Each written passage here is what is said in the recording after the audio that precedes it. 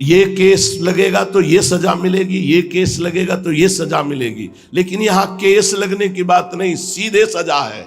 बहुत जलन हुई जब किसी निज जन ने बताया कि वो प्रार्थना कर रहे थे कि कोई उपाय महाराज जी के पास है। हाँ, नरक उपाय है, मनोरंजन। फिर समझते हो, वो दुर्गति होती, गिरा पत्थर उसी में चटनी बन गए। वहीं उसी क्षेत्रों में शासन बिगड़ गया, मार्ग में चलने वाले ड्राइवर का, पूरी गाड़ी गई, दुर्गति हो गई, मर गए। वहीं आग अंदर लगी, शीशा खुल नहीं पाया, भस्म हो गए उसी में। ये तुम्हारे पाप हैं। खाया सुपारी मसाला थूक दिया, वो किसी वैष्णव के पैर में पड़ेगा, तुम्हारे पुण्य नष्ट हो जाएंगे।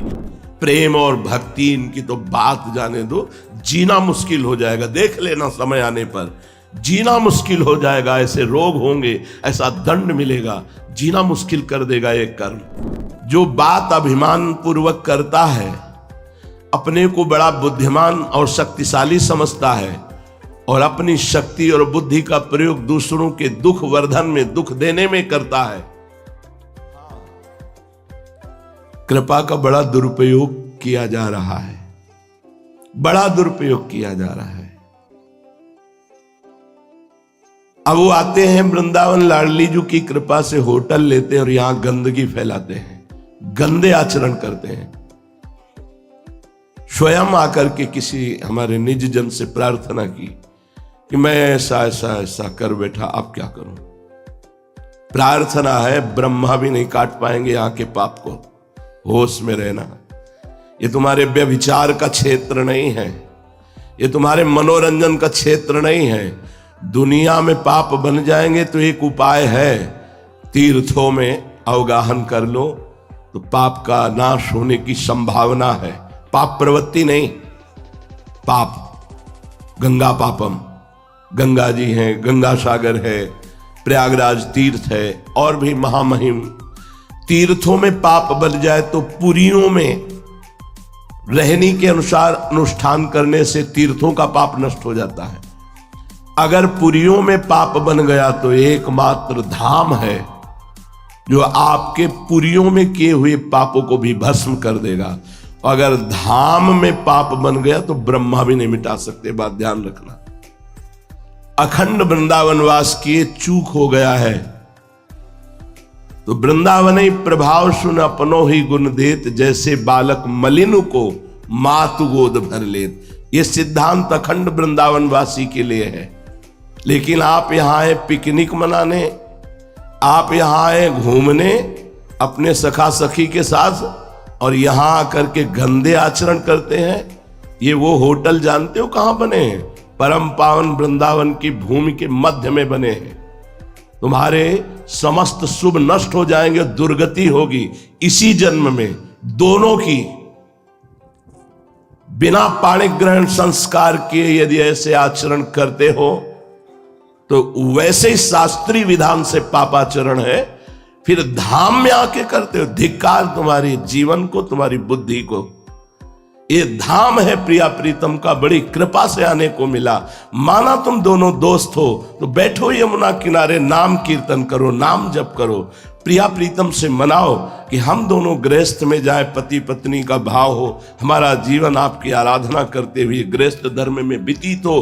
तब तक संयम में रखो अपनी इंद्रियों को। लेकिन ये नीच प्रवृत्ति के लोग धाम का बड़ी कृपा से जो अवगाहन करने का अवसर मिला है, आकर यहां पाप करते हैं। कभी नहीं क्षमा होगा, ध्यान रखना। समय आएगा तब भोगोगे, फिर कहोगे कि हमने तो ये नाम जप किया, ये किया, लेकिन हमें लाभ नहीं मिला, क्योंकि तुमसे घोर महापराध बन गया है। इसलिए कान खुले हो तो सुन लो, जहां तक आवाज जा रही सुन लो, दूर रहो। अगर धाम आने की कृपा हुई तो 1 रात, 2 रात, 3 रात, जितनी रात रहो, एक टाइम भोजन पाओ, खूब नाम कीर्तन, वृंदावन की परिक्रमा, साधु समागम, बिहारी जी, राधा वल्लभ, राधा रमण, राधा दामोदर, सेवा कुंज, निधिवन, रंग जी, ऐसे दर्शन करो, घूमो, तुम्हारे पाप नष्ट हो जाएंगे, तुम्हारा जीवन पावन हो जाएगा, तुम्हारा गृहस्थ धर्म उन्नति को प्राप्त होगा। लेकिन मारी गई है बुद्धि, तुम्हें व्यभिचार करने के लिए धाम मिला है, तुम अपने मन की दुष्टता को नहीं समझते ये नीच आचरण करने के लिए तुम्हें धाम मिला है, हरिद्वार मिला है, काशी मिला है। तुम्हें पापाचरण करना था तो गए क्यों भगवत धामों में? ये वो घाटियां नहीं कि जहां तुम मनोरंजन करो जाके, तुम्हारा पतन हो जाएगा, तुम्हारी दुर्गति हो जाएगी। तुम हमारे हो इसलिए प्यार से समझा रहे हैं, क्योंकि आज केवल कामनाओं की पूर्ति के लिए साधु समागम होता है। समझा ही नहीं जाता शास्त्र क्या है, संत क्या है, धाम क्या है, तीर्थ क्या है। इसलिए विनय कर रहा हूं आपके मंगल के लिए, संयम से आइए वृंदावन, 2 घंटा रुकिए, वापस चले जाइए, तुम्हारा मंगल हो जाएगा। लेकिन यहां पिकनिक मनाने, यहां गर्लफ्रेंड बॉयफ्रेंड लेकर आके व्यभिचार करने, नरक की गति प्राप्त होगी। पतिवंचक पर पतिरथ करई, रो रो नरक कल्प सत परई। ये कानून जो बना है उसको भोगना पड़ेगा। अवश्य में भोक्तव्यम कृतम कर्म शुभाशुभम। फिर धाम का ये रात दिन यहां 4 गुना, 10 गुना, 1000 गुना, अनंत गुना ऐसे बढ़ता है यहां का भजन। इसीलिए बहुत कम समय में भगवत प्राप्ति होती है यहां। अगर सही ढंग से चलो तो बहुत कम समय में दुर्गति भी होती है यहां, क्योंकि यहां जो पाप करते हो 4 गुना, 10 गुना, 100 गुना, 1000 गुना ऐसे बढ़ता चला जाता है। तुम्हें खिलवाड़ समझ में आता है? पैसे वाले हो तो यहां होटल में आकर व्यभिचार करोगे, गंदगी फैलाओगे। प्रिया प्रीतम के धाम को तुमने पिकनिक समझ रखा है, यहां नाना प्रकार की विषय वासनाओं को फैलाओगे। नरक में भी तुम्हें ठौर नहीं मिलेगी, ध्यान रखना। ऐसे महापापियों को नरक में भी धिक्कार दिया जाता है। अरे ये परम पावन भूमि भगवत आराधना के लिए, हमसे चूक हो जाए, हम अखंडवासी हैं, हमारा स्वभाव, हमारा मन अभी प्रियालाल में नहीं हुआ, चूक हो गई तो धाम कृपा करता है। लेकिन आप 2 दिन के लिए आए हो, 3 दिन के लिए आए हो, तो यहां बेविचार करने आए हो, यहां पापाचरण करने आए हो, यहां दुनिया का भोग विलास समेटने आए हो। बहुत होश में, बहुत जलन हुई जब किसी निज जन ने बताया कि वो प्रार्थना कर रहे थे कि कोई उपाय महाराज जी के पास है। हाँ, नरक उपाय है। तुम्हें समझ में नहीं आया कि तुम कहां हो? प्रियालाल के निज महल में आए हो 1 दिन के लिए, 2 दिन के लिए। यहां गर्लफ्रेंड बॉयफ्रेंड का नौटंकी नाटक करने के लिए आए हो। ये वो पावन भूमि है जो गोपियों के और महान प्रेमियों के आंसुओं से भींगी हुई होश में दूर रहो। यदि तुम्हें पापाचरण करना तो मत आओ। जब ऊब जाना इन विषयों से तो रो के आ जाना, कल्याण हो जाएगा। यहां आके पापाचरण करोगे तो सर्वनाश हो जाएगा। तुम्हें समझ में नहीं आता। हम ये साप नहीं दे रहे, परिणाम है। ये केस लगेगा तो ये सजा मिलेगी, ये केस लगेगा तो ये सजा मिलेगी। लेकिन यहां केस लगने की बात नहीं, सीधे सजा है।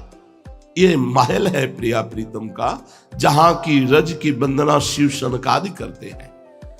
जो वृंदावन वासी, उनके द्वारा अगर कोई त्रुटि होती तो वृंदावन कृपा करके क्षमा करता है। उसके लिए छूट नहीं है कि पापाचरण करे। त्रुटि, पूर्वाभ्यास बस कोई त्रुटि हो जाती है तो वृंदावन क्षमा कर देता है। माता की तरह दुलार कर। तुम 2 दिन के लिए आए हो, 1 दिन के लिए आए हो, तुम संयम का बर्ताव नहीं कर सकते, ऊपर से उपाय पूछते हो। जब कोई आकर रो कर कहता है कि हमसे बहुत पाप हो गए, तब हम उसे ढांढस बनाते हैं और शब्द कहते हैं, तुम चिंता मत करो, ये करो, तुम्हारा मंगल हो जाएगा।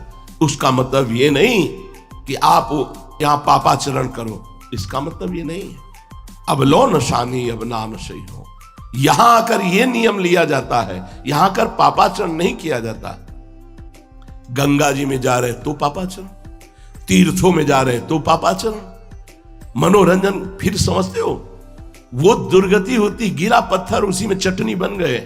वहीं उसी क्षेत्रों में शासन बिगड़ गया, मार्ग में चलने वाले ड्राइवर का, पूरी गाड़ी गई, दुर्गति हो गई, मर गए।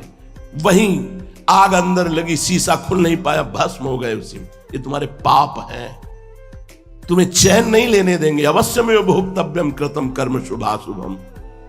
तो हमारी प्रार्थना है, तुम वो त्रुटि कर रहे हो जहां त्रुटि सुधारी जाती है। यहां की त्रुटि कौन सुधार सकता है? ये धाम है, वज्र की लीक हो जाता है यहां का पाप। घबराहट पैदा होनी चाहिए पाप करने में। तुम कहां पाप कर रहे हो? इसे खिलवाड़ समझते हो? धाम को खिलवाड़ समझ रखा। मत आओ, आना है तो होश में आओ। ऐसे नहीं कि चाट पकौड़ी खाई, रोड में दोना फेंक दिया, अगर वो दोना किसी वैष्णव के पैर में पड़ा सारे पुण्य नष्ट हो जाएंगे। खाया सुपारी मसाला थूक दिया, वो किसी वैष्णव के पैर में पड़ेगा, तुम्हारे पुण्य नष्ट हो जाएंगे। ये प्रिया प्रीतम की विहरण भूमि थी, है, रहेगी। यहां बहुत सावधान होकर आया जाता है। महाप्रभु चैतन्य देव सबको आदेश नहीं करते थे धाम जाने के लिए, विशिष्ट जनों को जो जानते थे वैराग्य की मूर्ति, उनको आदेश किया, जाओ श्री धाम वास करो। आप लोगों के ऊपर लाडली जू की हेतु की कृपा है, बुला लिया धाम, तो ऐसा अनर्थ करते हो, ऐसे पापाचरण में मन लगाते हो, कहां धोओगे इन पापों को? यहां चोरी करोगे, व्यभिचार करोगे, दोष दर्शन करोगे, संत वैष्णव निंदा करोगे, तो दुनिया में कौन सा तीर्थ है जो तुम्हें पावन कर सके?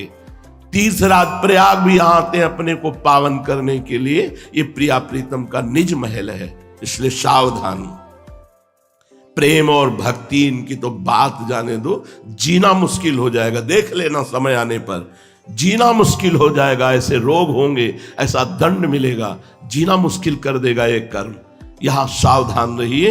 ये प्रिया प्रीतम की नित्य विहार स्थली, रास विलास स्थली है, जिसमें आचार्य जन सर झुका करके यहां रहे। क्वाहम तुच्छा परम मधमा प्राण हो गर्भ कर्मा। यहां हम आते हैं बाबूजी बन करके, कोई कहीं रज न लग जाए, कहीं बस मनमानी आचरण। जो त्रुटि हो गई, कभी आओगे रो पड़े, क्षमा हो जाएगा। यहां पाप कर लिए तो रो चाहे माथा पटको, फिर उसका कोई उपाय नहीं है। हाँ, आजीवन वृंदावन के वास का नियम ले लो तो हो सकता है उसके मोचन का उपाय, दूसरा उपाय नहीं है। ध्यान रखना, हमें महापुरुषों से सलाह करके बातचीत करके तभी हम आपको बोल रहे हैं। यहां का किए हुए पाप को अवश्य भोगना होता है। अगर बच सकता है तो एक उपाय, आजीवन के लिए अपने शरीर को वृंदावन की रज में दे दिया, अब वो सब क्षमा हो। नहीं, यहां का पाप नहीं मिटेगा। ध्यान रखना, ये धाम है। यहां झूठ बोलना, व्यभिचार करना, नाना प्रकार के दोषयुक्त आचरण करना, ये गांव गली नहीं है। ये परम पावन महामहिम वृंदावन धाम है, जहां अनंत ब्रह्मांडों के स्वामी प्रिया प्रीतम खेलते हैं। ये उनका निज घर है। बहुत होश में यहां आओ मत। यदि आओ तो होश में आओ। अगर होश 4 घंटे रहे तो सिर्फ 4 घंटे रुको। होश 1-2 दिन रहे तो 2 दिन रुको। महीना भर रहे तो महीना भर रुको। और होश खराब है तो आओ, दर्शन करो, भाग के चले जाओ। यहां कोई पापाचरण ना होने पावे। श्री देवर्षि नारद जी कहते हैं, ये प्रेम प्रकाशते क्वापि पात्रे। किसी बिरले में ये प्रेम प्रकाशित होता है। तो बिरला कौन है जिसमें प्रेम प्रकाशित होता है? तो जो इतने लोगों का संग नहीं करता। ध्यान दीजिएगा, अगर प्रेम हृदय में प्रकाशित करना है तो हमें प्रेम पात्र बनना होगा। प्रेम पात्र बनने के लिए यहां प्रार्थना कर रहे हैं कि इतने लोगों का संग नहीं करना होगा। जिसका विद्या का घमंड है, धन ऐश्वर्य का घमंड है, जो बात अभिमान पूर्वक करता है, अपने को बड़ा बुद्धिमान और शक्तिशाली समझता है और अपनी शक्ति और बुद्धि का प्रयोग दूसरों के दुख वर्धन में, दुख देने में करता है, ऐसे स्वार्थी, अभिमानी, धनी, यशस्वी, माननी, ऐसे जनों का संग नहीं करना जिसे प्रेम प्राप्त करना है। ध्यान दीजिए, जिसको विद्या का अभिमान है, ईश्वर का घमंड है, बातों में अभिमान झलकता है, बुद्धि और शक्तिमान होकर के वो दूसरों को दुख देता है, धर्म, कर्म, स्वार्थ सब अभिमान के वशीभूत होकर करता है, वो अपने को पूजनीय और माननीय समझता है, ऐसे का संग कभी नहीं करना चाहिए उसे जिसे भगवत प्रेम प्राप्त करना है, पहला। दूसरा, जो भगवान की सगुण मूर्ति श्री विग्रह की निंदा, भगवान के संतों की निंदा, भगवान के वाक्य शास्त्रों की निंदा करता है, वो देहाभिमानी, अनात्मदर्शी, ऐसे पुरुष का कभी भी संग नहीं करना चाहिए। अनात्मदर्शी, संसार को सत्य मानने वाला। जो भगवान की सगुण मूर्ति श्री विग्रह की निंदा करता है, संतों की निंदा करता है, भगवद वाक्य शास्त्रों की निंदा करता है, वो देहात्मा अभिमानी, देह भाव वाला, वो अनात्मदर्शी, संसार को सत्य मानने वाला, ऐसे दुष्ट का संग नहीं करना चाहिए। तीसरा, जो सद्गुरु के प्रति दोष दर्शन करता है, सद्गुणों में अवगुण देखता है, उनकी निंदा करता है, वो विद्वान क्यों न हो, वो कोई भी हो, ऐसे अवज्ञा करने वाले का कभी भी संग नहीं करना चाहिए जो भगवत प्रेम पात्र बनना चाहता है। चौथा, जिसका स्वभाव बन गया है कटु वचन बोलना, दूसरे को पीड़ा पहुंचाना, जो अपनी इंद्रियों की तृप्ति में ही आनंद मानता है, जिसका स्वभाव बन गया है दूसरों का दोष दर्शन करके निंदा करना, ऐसे भगवत भक्ति से रहित पुरुषों का कदापि संग नहीं करना चाहिए, जिसे भगवत प्रेम पात्र बनना है। पांचवा, जिसने अपना मित्र केवल इंद्रियों को बनाया है, आशा और भोग और ममता में ही जो आसक्त है, जो सद्विचार रहित है, जो भगवत भक्तों से विमुख है, ऐसे का कभी संग नहीं करना चाहिए, जिसे भगवत प्रेम पात्र बनना है। छठवां, जो भगवत वेश धारण करके भगवत वेश के विरुद्ध आचरण करता है, जो आचार्य परंपरा से भगवत वेश धारण नहीं किए मनमानी वेश धारण करता है, जो धर्माचरण का ढोंग दिखाता है, ऐसे पुरुष का भूल करके भी भगवत प्रेम पात्र बनने के लिए संग नहीं करना चाहिए। सातवां, जो अपने को बहुत ज्ञानी समझता है लेकिन भगवत स्मरण रहित है, जो सत्कार्य थोड़ा सा बन गया तो बहुत प्रचार प्रसार करता है, जो विनय और शिष्टाचार को छोड़ करके केवल अपने सम्मान की बढ़ाने की वृत्ति रखता है, ऐसे साधकों का भी संग नहीं करना चाहिए जो अपने में प्रेम पात्रता धारण करना चाहता है। आठवां, जो धूर्त, शास्त्र आज्ञा का पालन नहीं करता, मिथ्यावादी, झूठ पे झूठ बोलने वाला, जो दूसरों की उन्नति देखकर जलता है और निंदा करता है, ईर्ष्या करने वाला, कपटी है, ऐसे लोगों का कभी भी संग नहीं करना चाहिए जो भगवत प्रेम पात्र बनना चाहते हैं। जो बात बात पर क्रोध करते हैं, जिनका उद्देश्य केवल लोभ होता है, जो पापाचरण करने में बड़े निर्लज्ज हैं, जो दूसरों की प्रशंसा सुनकर जलने लगते हैं, ऐसे लोगों का कभी संग नहीं करना चाहिए। 10वां, जो सम्मान और लाभ के लिए कोई भी नाटक कर सकते हैं, सम्मान और लाभ के लिए कोई भी नाटक कर सकते हैं, जिनकी बुद्धि केवल विवाद के द्वारा सामने वाले को परास्त करके अपनी बात मनवाना है, जो अधिक भाषण करता है, भगवत सिद्धांत से रहित, ऐसे पुरुष का कभी संग नहीं करना चाहिए। अगर हम ऐसों का संग त्याग करके अब कहते हैं ऐसे चलना चाहिए, प्रेम पात्र के लक्षण क्या है? सबसे पहला, कभी उसमें क्रोध रूपी शैतान नहीं आता है, इसे प्रेम प्राप्त करना है। दूसरा, वो किसी भी अन्य स्त्री के साथ भोग वृत्ति नहीं रखता और भोग भावना रखकर दर्शन और संभाषण भी नहीं करता, चाहे वो गृहस्थ हो या विरक्त। अन्य शब्द गृहस्थ के लिए, अन्य शब्द विरक्त के लिए शब्द। पहला है जो क्रोध रूपी शैतान से दूर रहता है। दूसरा है किसी भी माता बहन की तरफ दृष्टि, भोग दृष्टि नहीं, एकांत में भोग वार्ता और भोग विलास नहीं। तीसरा, जिसका सदैव एकांत भाव से अपने आराध्य देव में भजन करने का स्वभाव बन गया है। चौथा, जो बहुत कम बोलता है। पांचवा, जो जब सब सो रहे होते हैं तब जग कर अपनी दिनचर्या करता है, भजन करता है।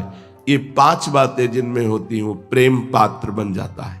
पीछे 10 बातों का त्यागी, ऐसे लोगों के, ऐसे संगों के, ऐसे वार्ता करने वालों के कभी संग में नहीं। और ये पहला, कितना भी तुम्हें कोई गुस्सा दिलाए, गुस्सा नहीं होना।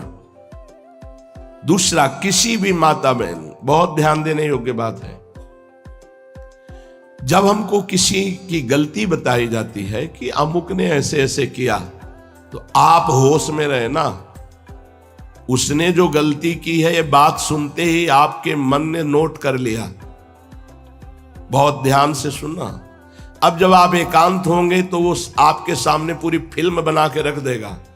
ऐसी बातें कानों से भी नहीं सुननी चाहिए, आंखों से नहीं देखनी चाहिए और वाणी से नहीं बोलना चाहिए साधक को, क्योंकि जो सुनते हैं, जो देखते हैं, जो बोलते हैं, तुरंत मन कल्पनात्मक फिल्म तैयार कर लेता है और वो आपको दिखाकर भ्रष्ट कर देगा, पक्का, इसमें संशय नहीं।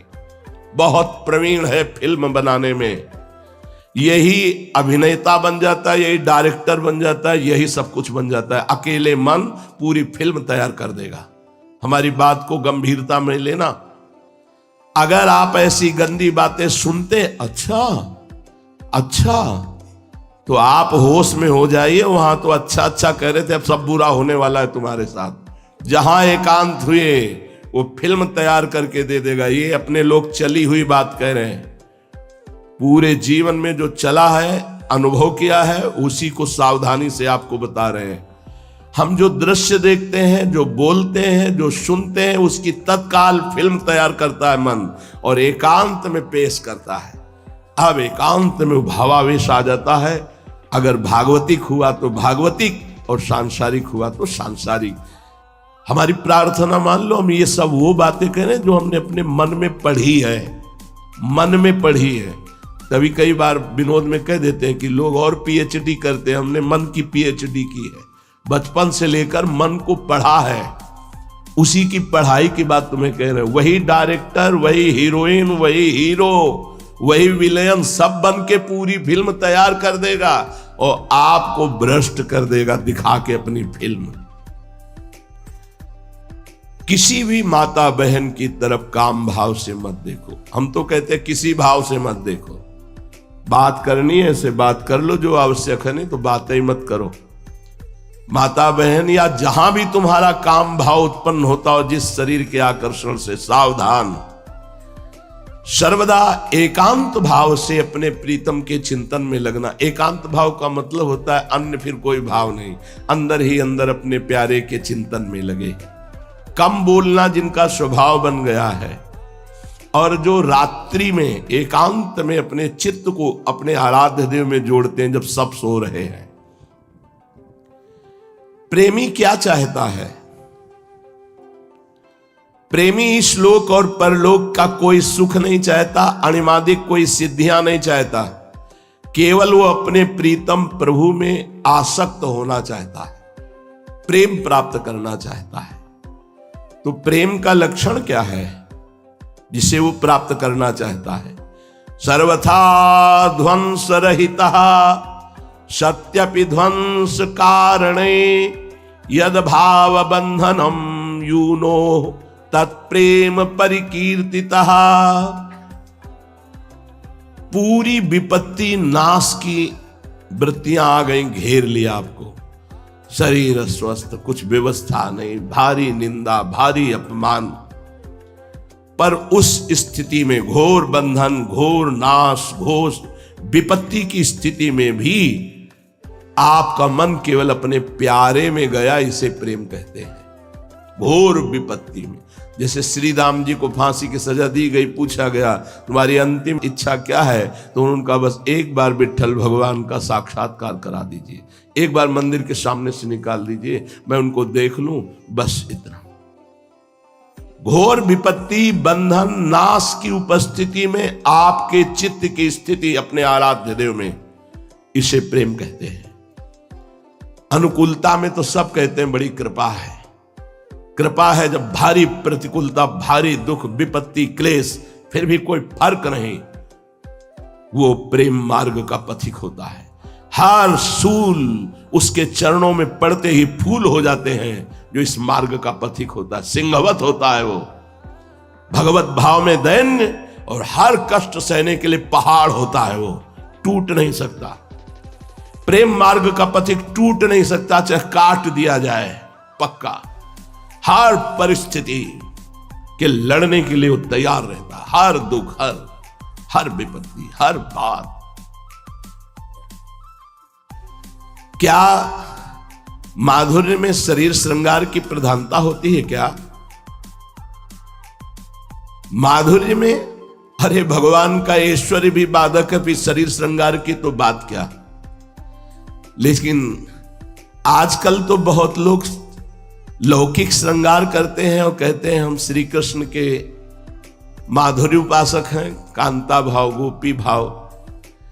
परंतु ये देहाभिमानी ये नहीं समझते कि माधुर्य भाव तीनों शरीरों के त्याग का होता है।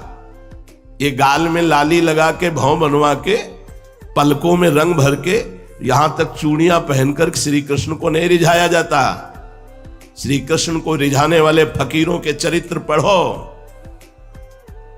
पूज्य श्री चंद्रशेखर बाबा रोटी मांग के लाते, रास्ते में ही चबा लेते सूखी, प्राणों का पोषण करने के लिए, और कुटिया में बैठकर निरंतर अपने आराध्य देव के लिए आंसू बहाते हुए नाम जप कर, ऐसे दहाड़ मार मार करके रोते कि अपने को धिक्कार पैदा होता कि मेरा जीवन क्या है, मैं अपने प्रियाजू के लिए ऐसे कब रोऊंगा जैसे पूज्य बाबा श्री कृष्ण के लिए रो रहे। दहाड़ मार मार करके पूज्य चंद्रशेखर बाबा, ये आंखों देखी बात कह रहे, दहाड़ मार के, बिल्कुल निर्मल संत, भगवत प्रेमी महात्मा, दहाड़ मार करके रोते ऐसे जैसे कोई बच्चा रो रहा हो फपक फपक के। तो सबको रोना आता हो, हमें रोने की जगह धिक्कार आता कि प्रियाजू के लिए ऐसा कब रोना आएगा जैसे पूज्य बाबा अपने लालजू के लिए रो रहे। ये माधुर्य बातों का नहीं है, बहुत आगे का विषय है। जो शरीर राग त्यागी होता है वो माधुर्य की तरफ बढ़ता है। शरीर सजाने वाले तो देह भाव को प्राप्त हैं। और आगे का शब्द लिख लीजिए, श्रृंगार नहीं, माधुर्य नहीं, काम। ये महापुरुषों ने मना किया है। सखी कहत आपगात सकल द्योत, द्वंद जात रात सर्वस्व वही। ये ऐसा नहीं, सखी ये शरीर नहीं है, बनिता पुरुष भाव मिट जाए, इसके श्रृंगार की भावना नहीं करनी चाहिए। बिल्कुल दूर रहना चाहिए ऐसे लोगों से, बिल्कुल नहीं। ये परमहंसों का मार्ग है, ऊपर से सच्चिदानंद के सिद्धांत के अनुसार चल रहा है, अंदर से भावदेह की प्राप्ति है। उसमें ये चूड़ियां और ये पाउडर और ये लाली वाली काम नहीं करती, इससे श्री कृष्ण नहीं मोहित होने वाले। रज लगाओ और जो फटे पुराने जैसे कपड़े मिले शरीर ढको, शरीर का राग छोड़ दो। सात्विक आहार करते हुए, निरंतर नाम जप करते हुए, देह भाव विस्मृत, वो माधुर्य रस में पहुंचता है। नौटंकी नाटक से माधुर्य रस नहीं मिलता। बुरा लगेगा लेकिन तस्मात् शास्त्रम प्रमाणम ते। बहुत सेवक जी ने बहुत उपहास किया है इस बात का। और एक ग्रंथ है, सेवा शब्द से है, सेवा विचारम। सेवा विचारम ग्रंथ में मना किया गया है कि बाहरी कहीं ऐसा नाटक न किया जाए, भाव का बाहरी नाटक न किया जाए कि ये सब नहीं। कोई भी परमहंस महात्मा ऐसा नहीं कि वृंदावन के रसिकों के चरित्र पढ़ के देखो, कोई भी धर्म विरुद्ध नहीं, वैसे ही चलो जैसे गुरुजन चले हैं। वास्तव में माधुर्य का चमत्कार तो तब देखने में आता है जब ईश के ईश्वरत्व का और जीव के जीवत्व का दोनों को मिटा करके भावना में दौड़ा दे। जब स्त्रीत्व और पुरुषत्व का भाव मिट जाए, जीवत्व और ईशत्व का भाव मिट जाए, तब वो प्रीतम को प्राप्त होता है। ये जड़ बुद्धि शरीर सजाने से सच्चिदानंद भाव प्रकट नहीं होता है। केवल प्रीतम में आसक्ति। अब जो प्रथम भाव तन बदल करे अप बपुजु अलंकृत, इसका राग छोड़ के आचार्यों की वाणी नहीं समझी जाती। प्रथम भाव तनु बदल करे अप बपुजु अलंकृत, व्यासवन प्रसाद देह मानसी गढ़े चित। सेवा करने के पहले 5 मिनट बैठिए, भूलिए स्थूल शरीर को, सूक्ष्म शरीर को, कारण शरीर को, और देखिए किशोरी मात्मानम किमि सुकुमारी मुकले। बिल्कुल स्वामिनी जी का प्रतिबिंब रूप अपना सहचरी स्वरूप है। उसी स्वरूप से हम श्री जी की सेवा में पहुंच रहे हैं। भावना कीजिए, इस शरीर को छोड़िए। इस शरीर के श्रृंगार से न श्री कृष्ण प्रसन्न होते, न प्रियाजू प्रसन्न होती। ये नहीं कि तुम घूंघट काट लोगे तो श्री कृष्ण प्रसन्न हो जाएंगे। नहीं भाई, समझो, ये परमहंस जन क्या नहीं, बहुत बड़े बड़े महापुरुष हैं अपने वृंदावन में, उनके चरित्र हैं भाई। देखो भला उनके चरित्र को। क्या ऐसे प्रेमी भक्तों में शुद्ध ज्ञान नहीं होता क्या? जो वेदांत में ज्ञान वर्णन किया गया है, क्या शुद्ध प्रेमी जनों में ज्ञान नहीं होता क्या? अरे ये स्थिति तो ज्ञान से भी आगे की है। ये ब्रह्मबोध संपन्न महापुरुष के उत्तर है पूज्यपाद शिवड़िया बाबा। अरे ये स्थिति तो ज्ञान से भी आगे की है। तत्व ज्ञान तो उसको बीच में ही हो जाता है। जैसे अपने कई बार बोले हैं कि वासुदेवा स्वरमिति, यहां से हमारी पढ़ाई शुरू होती है वृंदावन नित्य विहार की। जो गीता जी की पूर्णता है वो यहां से प्रवेश है। वासुदेवा स्वरमिति समात्मा सुदुर्लभा, तो यहां फिर प्रारंभ होता है। तत्व ज्ञान तो बीच में हो जाता है, पर प्रेमी महाभागवत उस ज्ञान का आदर नहीं करते। वो तो प्रेमानंद के उत्कर्ष में द्वैत से अद्वैत और अद्वैत से द्वैत स्वीकार करके, ये द्वैत बोध के बाद का है। पूज्यपाद बाबा कह रहे हैं द्वैत से अद्वैत बोध और अद्वैत से द्वैत प्रेम। यहां ना कोई जड़ है, ना चेतन है, ना आत्मा है, ना अनात्मा है, केवल चिन्मय प्रेम ही प्रेम है। वो प्रेमास्पद में इतना तन्मय कि अपनी शुद्ध भूल गया। अपनी ही शुद्ध ना रही, एक रहे हो नंदलाल।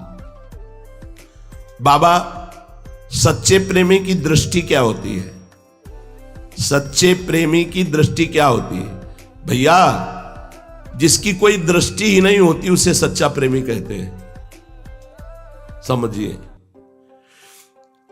यदि उससे पूछा जाए कि तुम प्रियालाल से प्रेम क्यों करते हो, तो वो काफी विचार करने के बाद जब मौन रहे, कोई उत्तर न दे पावे, तो समझना चाहिए कि प्रेम दृष्टि आ गई है। उसको कुछ पकड़ने में ही नहीं मिलेगा कि मैं क्या बोलूं, कि मैं क्यों प्रेम करता हूं। जो किसी निमित्त से लेकर प्रेम करता है वो तो बोल सकता है, अपने कल्याण के लिए, मंगल के लिए, सुख के लिए। लेकिन जो प्रेम करता है वो बोल ही नहीं पाएगा। आजकल लोगों से पूछो कि तुम महात्मा को भिक्षा क्यों देते हो, तो कहेंगे पुण्य के लिए। तुम भगवान की आरती करते हो, तुम पाप नष्ट होने के लिए, अपने कल्याण के लिए। ये प्रेम थोड़ी है, इसे प्रेमी नहीं कहा जा सकता। अरे प्रेमी के सामने तो धर्म कर्म का कोई महत्व ही नहीं रहता। वो तो केवल अपने प्रेमास्पद प्रभु के सुख में निमग्न रहता है। अपने में कोई गुण, अपने में कोई कारण ढूंढने पर जब ना मिले, तब उसे कहते हैं प्रेम। अपने में कोई गुण और अपने में कोई कारण, हम क्यों उनका भजन करते हैं, इसका उत्तर नहीं है, तब समझो कि प्रेम दृष्टि आ रही। बाबा, ये प्रेम क्या नष्ट भी हो सकता है? हां, जब तक परिपक्व नहीं हुआ। तो कैसे नष्ट हो सकता है? जब बहिर्मुख पुरुष भोगी पुरुषों की संगति करेंगे। बहुत सावधान, बहुत सावधान, ऐसा होता है। ये धनी मानी पुरुष जब साधकों के पास आने लगते हैं, साधकों को मनचाही वस्तुएं मिलने लगती हैं, भोग सामग्रियां मिलने लगती हैं। परिपक्व अवस्था ना होने के कारण वो उनसे ममता कर बैठता है। ममता करने के कारण उनमें जो होते हैं गुण अवगुण, वो अपने आप में आ जाते हैं। हम जिसका चिंतन करते हैं, जिसका संग करते हैं, उसका प्रभाव आता है हमारे अंदर। बहिर्मुख पुरुष भोगी पुरुषों की संगति से प्रेम नष्ट हो जाता है। बहिर्मुख पुरुषों की बनाई हुई पुस्तकों को पढ़ने से, आजकल रोज हमारे पास रचयिता जन पुस्तक देते हैं आके, पैंट शर्ट, हमने ये रचना की, हमने ये रचना की, हमने गीता की टीका की। आद्य गुरु भगवान शंकराचार्य जी महाराज से जो सिद्ध टीका, ज्ञानेश्वरी टीका, महाराष्ट्र के महान भगवत स्वरूप श्री ज्ञानेश्वर जी महाराज, अभी वर्तमान में कुछ ही समय पहले पूज्य श्री स्वामी राम सुखदास जी की हुई टीका, इन महापुरुषों की टीका में कुछ बकाया रह गया है, तुम्हें टीका करने की जरूरत है, उनके अनुसार चल के सिद्ध हो जाओ। नहीं, तुकबंदी को रचना समझते हैं। अरे आचार्यों ने ऐसे थोड़ी ग्रंथों की रचना की है। समाधि भाषा देखा है प्रिया प्रीतम को, देख रहे हैं वही लिख रहे हैं। आजकल रोज रचयिता आते हैं महाराज, फिर वो महल में भिजवा देते हैं, यमुना जी के महल में पधराया हो। बहिर्मुख पुरुषों की बनाई हुई पुस्तकों को पढ़ने से जीवन में आदर्श बना लेना चाहिए। बार बार प्रार्थना करते हैं। सन्यास के आदर्श पूज्य पादुड़िया बाबा, भक्ति के आदर्श पूज्य भाई जी श्री हनुमान प्रसाद पोद्दार जी, और प्रेम के आदर्श पूज्य श्री सद्गुरुदेव भगवान। जीवन में कभी एक शब्द का संशय नहीं हुआ, ना पूज्य पादुड़िया बाबा के, ना भाई जी के, और ना सद्गुरुदेव भगवान के। बिल्कुल डूबी हुई बात। जो भाई जी के अनुगामी पूज्य राधा बाबा, पूज्य राधे श्याम बंका, जो भी महापुरुष जन है, हमें उनमें संशय नहीं, क्योंकि वो सब भाई जी के ही वचन हैं। अब जिनको अनुभूति नहीं है कुछ भी, वो रचना पढ़नी ही नहीं चाहिए। बाबा कह रहे बहिर्मुख पुरुषों की बनाई हुई पुस्तकों को पढ़ने से। तीसरा, बहुत शास्त्रों की जानकारी से। अष्टांग योग में क्या है, और सांख्य योग में क्या है, उसमें क्या है, उसमें क्या है, उसमें क्या है। आपको प्रभु से प्रेम करना, सब भूलना है। आपको ज्यादा शास्त्रों का स्वाध्याय नहीं करना, चलना है ज्यादा। चौथा, धनी पुरुषों के द्वारा दिए हुए विषय भोगों में रति और उनका आदर, ये नष्ट कर देता है प्रेम मार्ग को। पांचवा, बहुत से संबंध बनाने से। बहुत ही नाटक और शुरू हो गया। ये धर्म की माँ है, ये धर्म की बहन है, ये अमुक है, ये अमुक, ये सिर्फ गुरुदेव बस। ना गुरु बहन, ना काका गुरु, ना मामा गुरु, ना चाचा गुरु। यहां संबंध बनाने नहीं आए।